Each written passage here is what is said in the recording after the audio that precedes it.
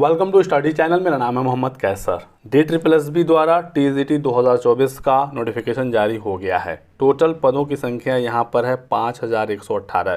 काफ़ी अच्छे खासे पद है यहाँ पर दोस्तों। और आप किसी भी स्टेट के रहने वाले हों, यूपी, बिहार, राजस्थान, मध्य प्रदेश, छत्तीसगढ़, आप यहाँ पर आवेदन कर सकते हैं। 8 फरवरी से फॉर्म भरे जाएंगे। फॉर्म भरने की लास्ट डेट है 8 मार्च। अपीयरिंग स्टूडेंट अलाउ नहीं होते हैं। आपकी जो भी एलिजिबिलिटी है वो फॉर्म भरने की लास्ट डेट तक यानी कि 8 मार्च तक आपका कंप्लीट होना चाहिए। बात करेंगे किन किन विषयों की भर्ती है, क्या योग्यता है, क्या एग्ज़ाम का पैटर्न है, सब कुछ बताऊंगा। लास्ट तक बने रहिएगा। बहुत ही सुनहरा मौका है। दिल्ली में रहकर देश की राजधानी में नौकरी करना एक बहुत बड़ी बात है। सबसे अच्छी सैलरी आपको राजधानी में मिलती है क्योंकि यहाँ पर HRA और DA बहुत ही बेहतर होता है। पदों की संख्या काफ़ी अच्छी खासी है। विषयवार भी आप देख सकते हैं किन किन विषयों की भर्ती है। आप देखिए TGT math, TGT English, social science, इसके अलावा नेचुरल साइंस, हिंदी, संस्कृत और उर्दू, पंजाबी। TGT ड्राइंग की भी वैकेंसी है। टोटल 5000 से अधिक पद हैं। क्लियर है।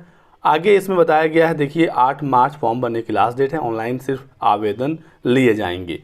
योग्यता सब्जेक्ट कॉम्बिनेशन को लेकर बहुत सारे बच्चे परेशान हैं। मैं आपको बिल्कुल क्लियर और साफ साफ यहाँ पर बताऊँगा, कोई डाउट आपको होगा ही नहीं। तो सबसे पहले यहाँ पर TGT मैथमेटिक्स की एलिजिबिलिटी बताई गई है। मैं आपको बता दूँ सबसे पहले कि हर विषय की योग्यता क्या है, आप बड़े आसानी से समझ सकते हैं। फिर एक एक विषय के बारे में आपको बता दूंगा।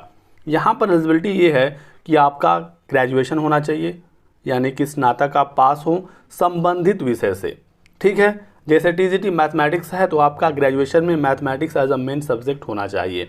3 साल तक मैथ हो ये अनिवार्य नहीं है और ये कंडीशन हर विषय के साथ होगा। As a main subject mathematics होना चाहिए। 2 साल तक है तो आप एलिजिबल रहेंगे। 2 साल मैं क्यों कह रहा हूँ आगे अभी मैं आपको बताऊँगा। ठीक है, परेशान मत होइए। तो ग्रेजुएशन में वो विषय आपका एज अ मेन सब्जेक्ट होना चाहिए जिससे आप आवेदन कर रहे हैं और एग्रीगेट 45% नंबर होना चाहिए। साथ ही साथ one of the school subject. इसका क्या मतलब है अभी आगे ये भी मैं आपको बता दूंगा। ठीक है, तो ये बात आप समझिएगा कि स्कूल सब्जेक्ट में कुछ विषयों की लिस्ट है, उसमें से कोई भी एक आपने अपने स्कूल टाइम में पढ़ा हो 10th में 12th में, तो आप पूरी तरीके से एलिजिबल रहेंगे। और जो स्कूल सब्जेक्ट है ये बहुत बड़ी एक लिस्ट है, उसमें से कोई भी एक विषय one of the school subject तो आप एलिजिबल रहेंगे।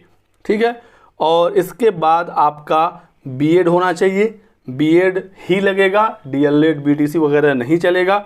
Working knowledge of Hindi, Hindi में आप काम करने में सक्षम हो और इसके लिए भी डबल स्टार है। क्या इसका मतलब है आगे पता चलेगा। CTET का पेपर 2 आप पास होने चाहिए। तो बिल्कुल मोटी मोटा एलिजिबिलिटी क्या है कि ग्रेजुएशन आपका संबंधित विषय से हो, 45% नंबर हो उसमें। ठीक है, आप BEd होने चाहिए और CTET का पेपर 2 पास होना चाहिए। अब यहाँ पर जो डबल स्टार लगाकर चीज़ें कंफ्यूज कर दी गई हैं, बहुत सारे लोग इसको समझ नहीं पा रहे। मैं आपको बताता हूँ इस डबल स्टार का मतलब क्या है।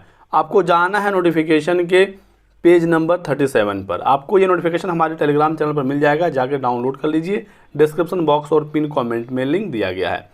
37 पर देखिए डबल स्टार का मतलब क्या है बताया गया है। 3 पॉइंट में ये चीज़ें क्लियर की गई हैं। सबसे पहले बताया गया है कि कैंडिडेट का जो कंसर्न सब्जेक्ट है, यानी कि जिस विषय से आप फॉर्म भर रहे हैं वो विषय आपके ग्रेजुएशन में एटलीस्ट 2 साल तक होना चाहिए। साफ साफ कहा है कि ड्यूरिंग द ग्रेजुएशन कोर्स आपका वो विषय 2 साल तक होना चाहिए। तो बिल्कुल क्लियर है, 1 साल तक नहीं चलेगा, 2 साल तक होना चाहिए। 3 साल की अनिवार्यता नहीं है। ठीक है, डाउट आपका क्लियर हो गया। सेकेंड पॉइंट इसमें कहा गया है कि हिंदी आपका स्कूल लेवल पर 8वीं क्लास तक यदि आपने पढ़ा है, इसके आगे पढ़ा है तो और बेहतर है, नहीं पढ़ा है तो सिर्फ 8वीं तक भी यदि आपने हिंदी पढ़ा है तो ये माना जाएगा कि आप हिंदी में काम कर सकते हैं। वर्किंग नॉलेज ऑफ हिंदी आपके पास है तो ये वाली कंडीशन भी आपकी फुलफिल हो जाएगी। और स्कूल सब्जेक्ट, जो स्कूल सब्जेक्ट वाली कंडीशन ये कह रहे हैं, तो स्कूल सब्जेक्ट में देख सकती हैं कि इतनी बड़ी एक लिस्ट है, इसमें से कोई भी एक विषय आपने स्कूल में पढ़ा है तो आप एलिजिबल रहेंगे। देखिए यहाँ पर इंग्लिश है, हिंदी है, पंजाबी है, संस्कृत है, हिस्ट्री है, उर्दू है, सारे के सारे विषय हैं। कोई भी एक विषय तो आपने 100% पढ़ा ही पढ़ा होगा।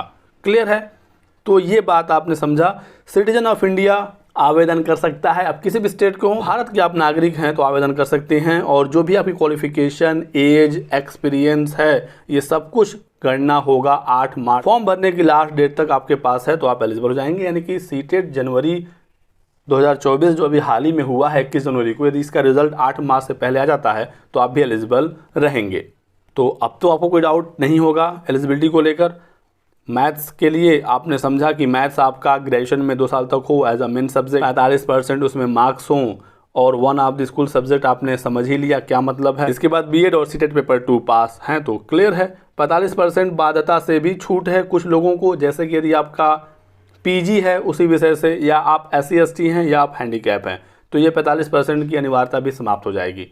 ठीक है, इसी प्रकार से हर विषय की योग्यता है। जैसे ये मैथ का था, मैथ के बाद इंग्लिश में आएंगे तो English as a main subject आपका ग्रेजुएशन में होना चाहिए, यानी कि ये भी आपका 2 साल है। आपके बीए में 45% वाली अनिवार्यता आपने समझ लिया, किसको इसमें छूट है। फिर बीएड हो, वर्किंग नॉलेज ऑफ हिंदी हो, सीटेट का पेपर 2 आप पास हो तो दिक्कत आपको होगी ही नहीं। एज लिमिट की बात कर लेते हैं तो मेल के लिए 32 साल, फीमेल को बहुत ही बड़ी छूट है, अपर एज लिमिट में 40 साल तक रिलैक्स कर दिया गया है।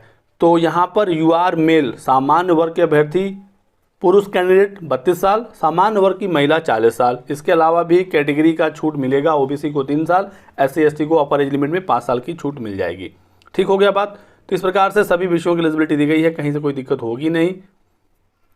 SST वगैरह में भी कोई भी एक विषय आपका SST वाला आपने पढ़ा है 2 साल अपने बीए में तो आप एलिजिबल हो जाएंगे।